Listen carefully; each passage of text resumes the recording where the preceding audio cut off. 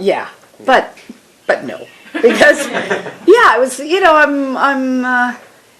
I'm so happy to be part of it and so grateful to be part of it. You want to be part of the whole thing. I wanted to go to Australia, and I didn't get to do that, but also just seeing in the making of book how much movie they made after our involvement. It was like, wow, that must have been cool. So they recorded you prior to? Oh yeah, okay. yeah.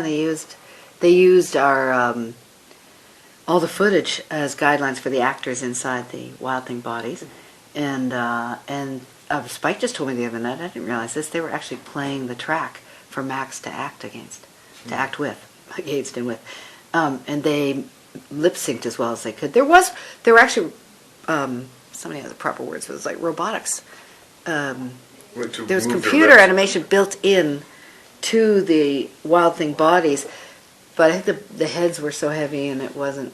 But I think some of what you see in the movie of the mouths moving was actually done live, because they were lip syncing to our tracks. I hope so, and I hope it will not only influence the audience in that they'll want to see it again and have a different experience at different ages, because I think that's actually possible with this movie.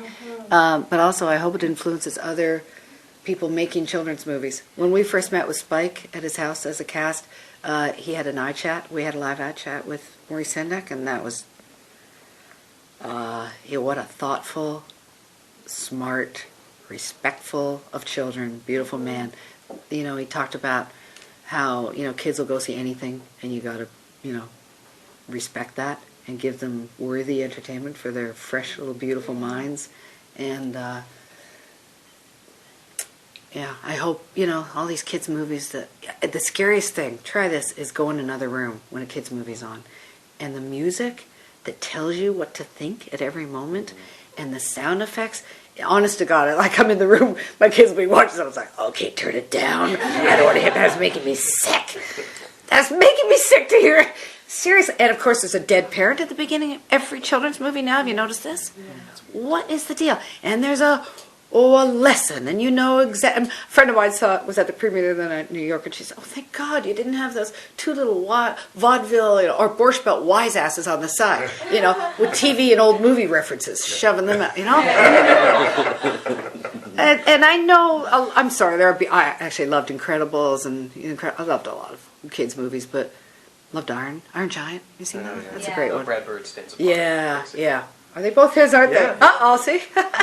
No, there's some, Toy Story is great. There's a lot of great kids' movies, but there's a lot of crap out there, too, and it's just cheesy.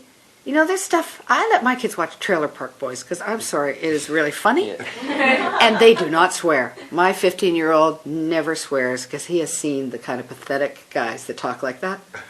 I swear it's a really good lesson, and you do not want to be these guys. Maybe you'll grow up and have a TV show. That'll be okay, where you're making fun of these guys, but you don't want to be this sad sort of fella, right? It's really been a funny lesson. That was my dream, and so far it's worked out.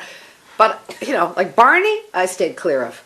Because that was, I'm sorry, just artistically, you want them to see good art. I want them to see good comedy, good art,